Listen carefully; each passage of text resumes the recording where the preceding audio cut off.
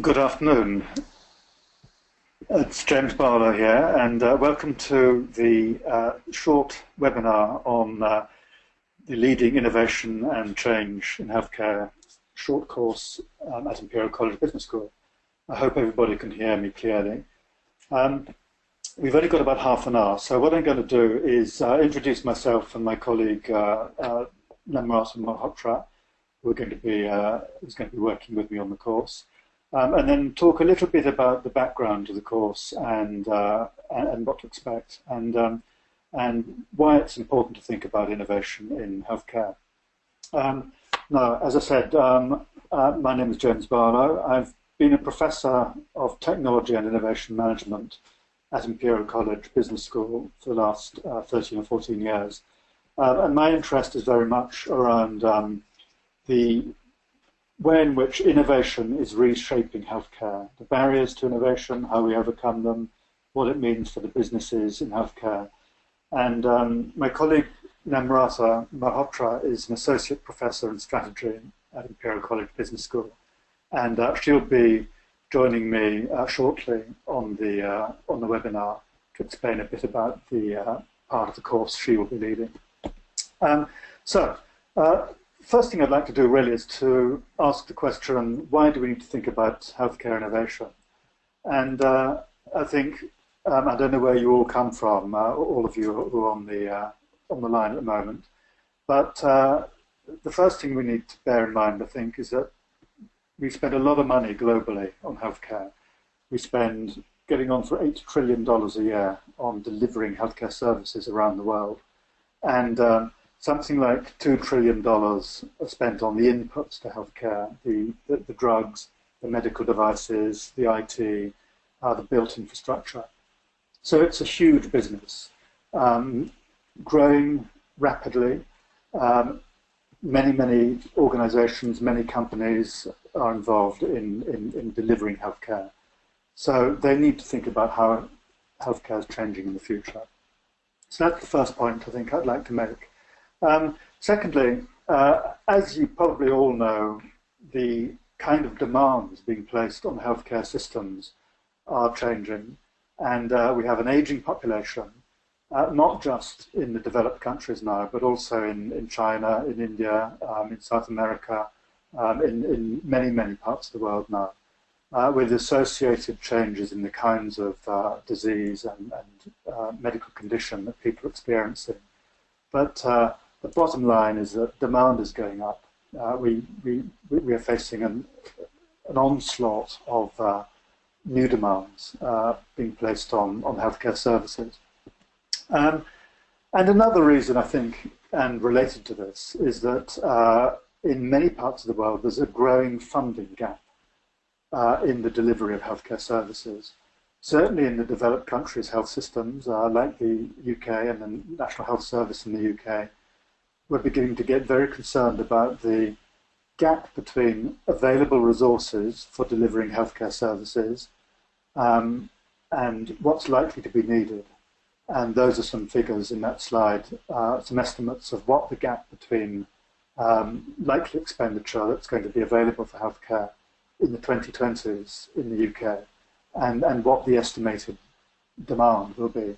So anything from 20 to 60 billion pounds a year, and those are yearly, those figures. So in the developed countries, there's a resource problem. How are we going to cope with escalating demand due to an aging population and deliver those healthcare needs in a way that's affordable to everybody? Of course, not all the world is like this, and still in large parts of the world, especially Africa and South Asia, there's a huge problem around shortages of access to healthcare due to a lack of staff, lack of infrastructure, lack of money. The UN Sustainability Development Goals have asked that universal health coverage is delivered within the next 7 or 8 years. A hugely ambitious goal, which requires innovative thinking. So the first point then is that the demands are changing, the demands placed on healthcare services, on governments, on taxpayers, on those industries that I mentioned at the beginning that provide technologies and infrastructure for healthcare. And the other thing we need to think about is the way technology is unfolding in healthcare. And we know that the pace of change, the pace of science, the pace of technological development within the healthcare sector is immense. Scientific discoveries are going on all the time. Eventually, some of those end up as new drugs, as new devices. But we know that the pace of change is huge. And that's beginning to disrupt the old 20th century models of healthcare. The ways in which we delivered healthcare in the 19th and 20th centuries are beginning to change. And they're beginning to change because new technologies coming in, and they're changing the business models for healthcare, disrupting the way we do things. They're beginning to shift the location of treatment from the hospital into the community. So mobile phones, for example, can help us deliver services in areas where previously there was difficulty in getting access to healthcare. And technology is also shifting the kind of skills that are needed to deliver healthcare, increasingly putting power into the hands of cheaper healthcare workers than highly trained doctors, and you and me, us as individuals. So technology is beginning to make an impact on the models of care. And just to go back to the developed countries and developed countries' health systems, we're beginning to see a fault line emerging in the healthcare patterns of delivery and infrastructure for healthcare delivery. So we're beginning to see services being pulled out of traditional hospitals, out into the community, out into the home and the family, using new technology to help, on the one hand. And on the other hand, we've got services being pulled out of traditional hospitals into specialist tertiary care centres, so into the very best centres of expertise. And that's beginning to reshape the way healthcare services are being delivered. It's having an impact on the infrastructure for healthcare. What do we mean by the hospital? How is that changing? Will we find traditional hospitals closing in the next 10, 15, 20 years' time? So that's what's going on in developed countries. And we're seeing similar revolutionary changes going on in the way healthcare is delivered in lower income and middle income countries. So the point I'm making really is that all these trends pose big, big challenges for the organizations, whether they be healthcare providers or insurance companies and payers, or policymakers. Big, big challenges for all those involved in planning and delivering healthcare services. So we need to know about what those challenges are. We need to know about how they're beginning to reshape thinking around how we deliver healthcare. And we need to think about the way new technologies are beginning to open up new possibilities for new services. So that's really what's prompted us to design the course. It's a very short course, it's only 2 days, so clearly all we can do within the 2 days is to give you a bit of a flavour of some of these issues.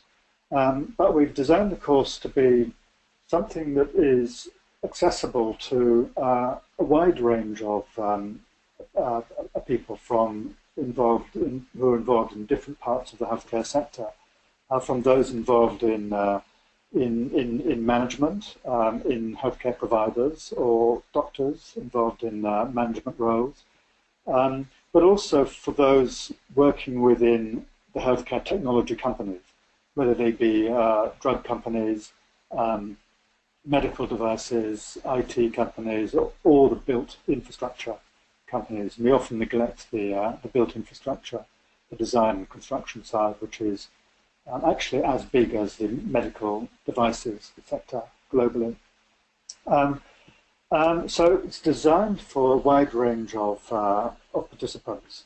And to some extent, depending on who signs up for the course, there's some possibility of tailoring it a little bit to their specific needs. So if we find we get a lot of people on the course coming from the healthcare technology sector, then we can focus very much on these issues from their perspective.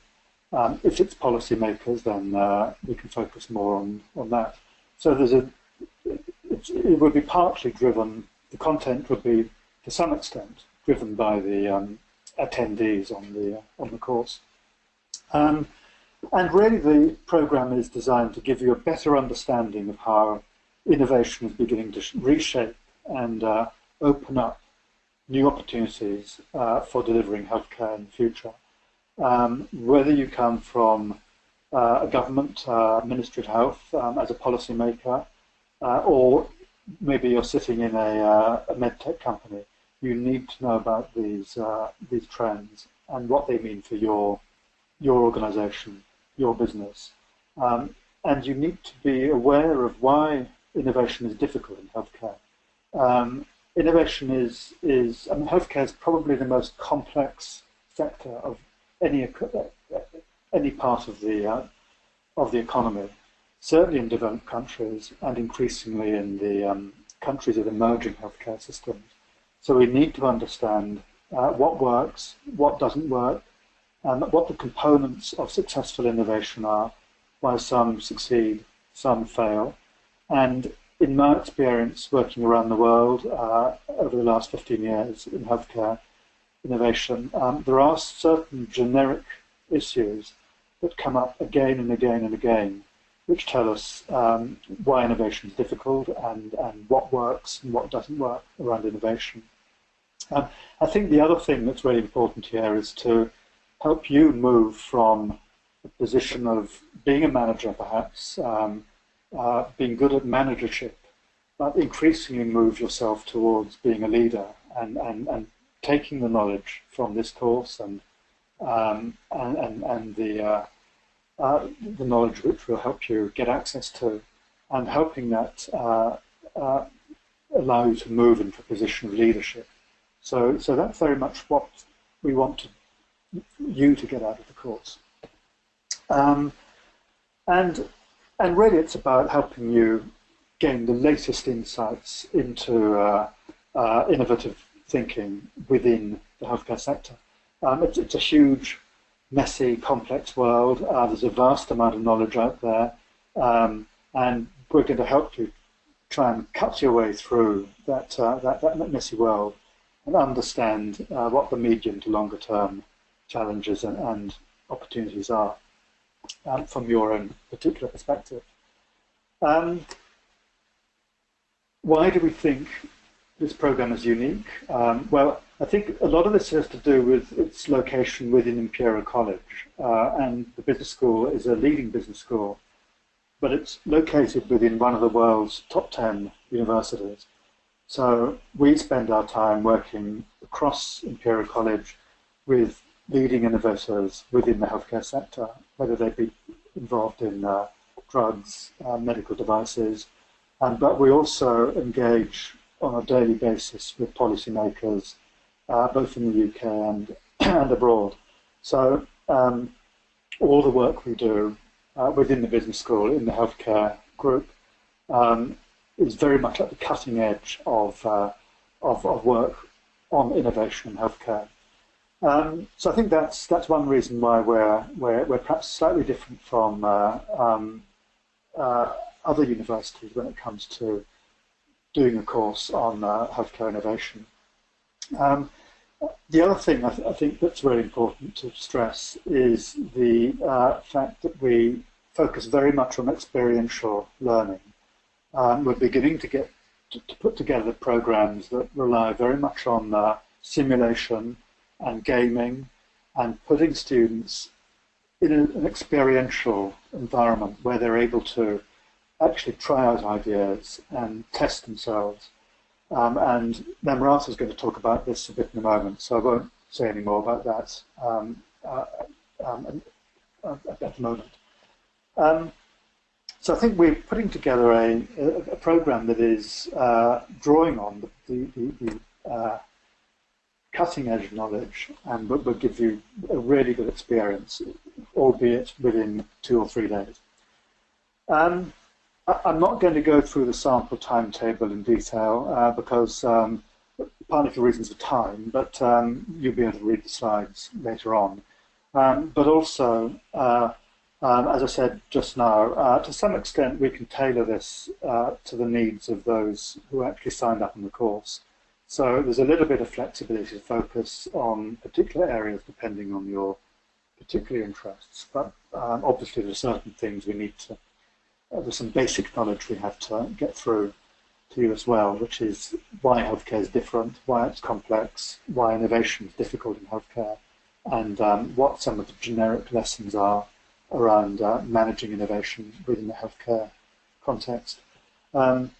So I'm not going to go through these 2 days in detail, but broadly speaking, what we'd want to look at is why healthcare needs new paradigms and where innovation sits within that agenda. We want to look at why organizations need to think carefully about how they implement and sustain innovations, whether you're sitting on the provider side or the policymaker side, or whether you're sitting in an entrepreneurial organization or company that's actually trying to get new ideas commercialized and adopted and diffused. There's also a lot of talk within healthcare about disruptive innovation, sometimes called frugal innovation. We haven't got time to go into the distinctions today. But disruptive innovation is very much around doing things in a cheaper, simpler, more effective way. And you need to know a little bit about what that concept of disruptive innovation is and why it's important. And we also need to know about complexity and why the complexity of health systems makes it hard to understand what the potential impact of an innovation might be and how we go about dealing with that complexity. So that's just a very, very, very brief insight into the kind of things you might be looking at in the first 2 days. And then we start moving on to the more experiential learning side. I'm going to hand over to Namrata now, who's going to take you through the next few slides, which are about the Impact Lab and experiential learning and simulation. So Namrata, I hope you're going to come on the line now.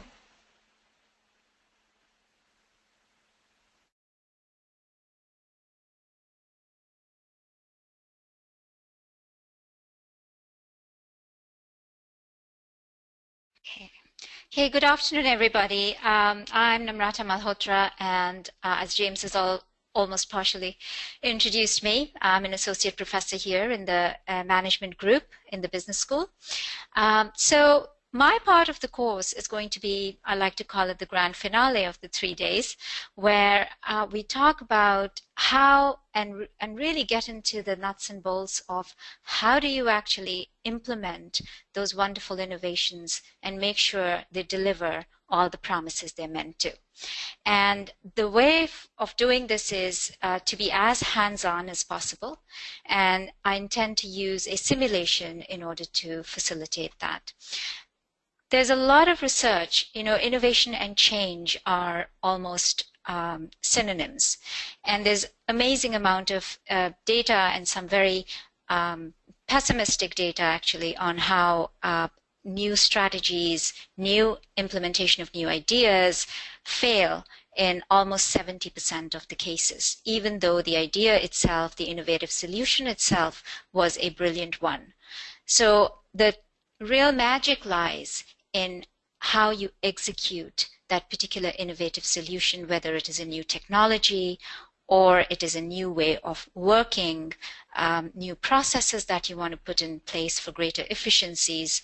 They just don't seem to work because things go wrong in execution. And why is that? So just to give you a bit of a flavor of it, one is just at the organizational level that we don't pay attention to all the different elements of an organization, your culture, your systems, your structure, the skills, to align. And also really emphatically selling the idea why that innovative solution supports and is in complete alignment with the strategy of the organization. The other thing that happens very commonly is that there is a tendency to be very top-down in implementing the solution. And the reason is often pressures from external stakeholders, time constraints, but the truth is that if you try and rush things in the beginning, they come and haunt you later. So it is better to take the time to get buy-in from people. So underestimating that the emotional roots of why people resist the new solution or new way of doing things lies not because people just like to resist, but it is really about going through the moves in a way that they get involved, they feel passionate about why you're doing what you're doing, and taking the time to get them on board. So I also like to use a very, very different notion of leadership here, that it's not about one person trying to run the show, but it's about how you create a real team environment and a feeling that we're all in it together and a sense of shared ownership about whatever you're trying to do. And that's again almost an art and a science, that how is it that you get people on board who are sitting on different points on a continuum of resistance. So some may be just sitting on the fence, others are blatantly resisting the idea. And then of course we underestimate, and this is again coming out of academic and practitioner research, we underestimate the importance of the fact that people sometimes resist change just because they don't have the capabilities, and they're really scared about whether or not they'll have the right skills in order to cope with that new innovative way of doing things. So do we make people change ready or not? Do we give them the right capabilities and skills in order to boost their confidence that they can actually adapt to the new ways of working? And then of course scaling problems always. So change should always start small, but the thing is that you have to be mindful of the different types of issues that can arise when you're trying to scale that same innovative solutions to the whole organization. So this is what our third day is going to be about.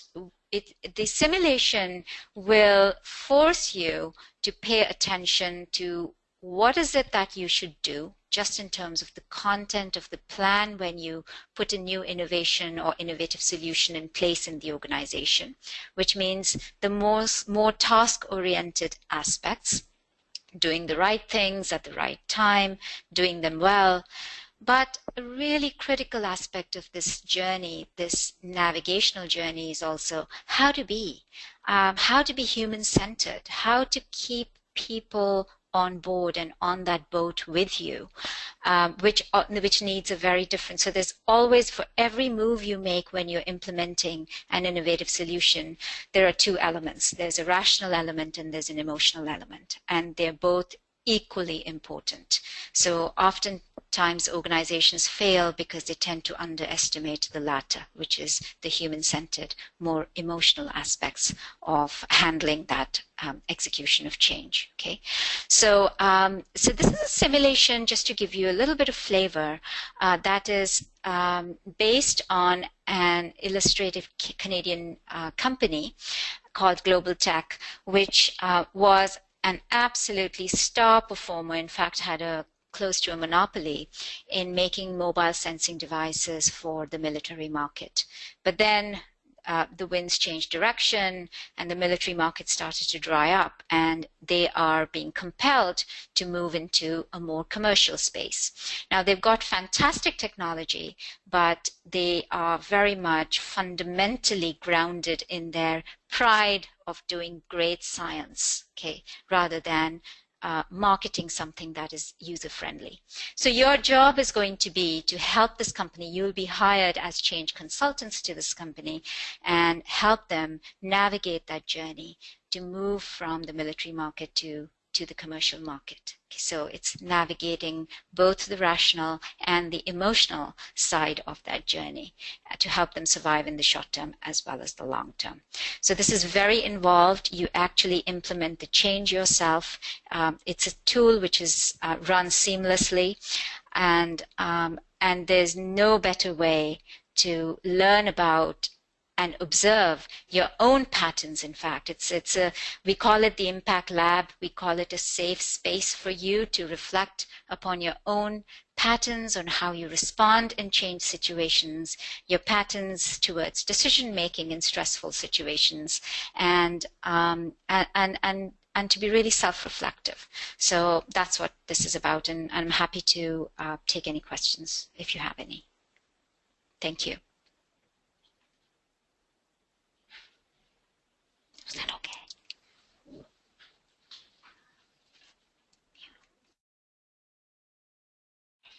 So now you're... Oh, unmute.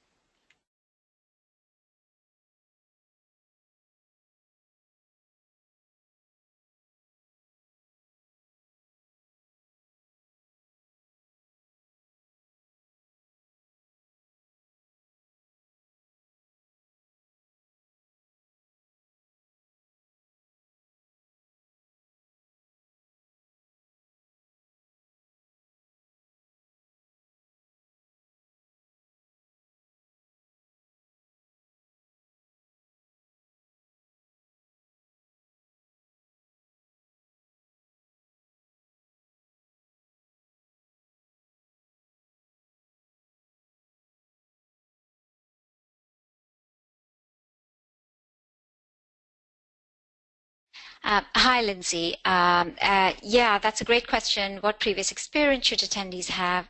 You know, all I would say is some work experience. That's all that matters. So, and I assume that you're coming from a health setting, okay, because it's all obviously the core of this module is centered on healthcare. But in terms of the Impact Lab part, it's much wider. It's about executing strategy well, executing innovative solutions well, and so any level of work experience, and you're ready for this sort of a module.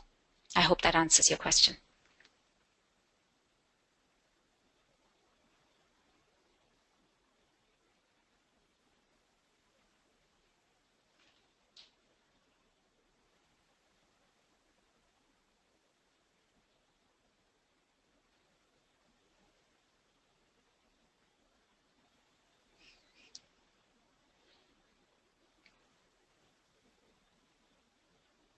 That's ended. I suppose it's ended. Do we have any more questions?